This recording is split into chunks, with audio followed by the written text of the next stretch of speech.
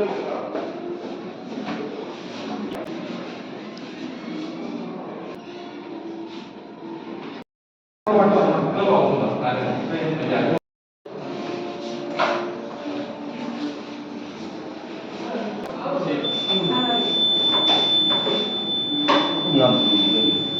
साफुंगपदगी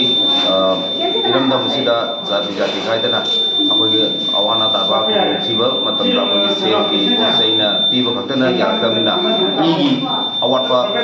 चादो ma'am मायो नरपदगी अखोगी पाउसेमा लोक साफुंगपा 2007 दगी लापदना लेप्तना चथरपा अखोगी ब्लड डोनेशन कैम्प से पाठोक्सबनी लालिबा जुलाई की डेट 8 असिदा अखोगी फाउंडेशन डे ओइबा मरमना मसिगी मांगोइना अखोगी ब्लड डोनेशन कैम्प से पाठोक्सबनी मफम से अखोई जेनिम्स अमदि बबिनादा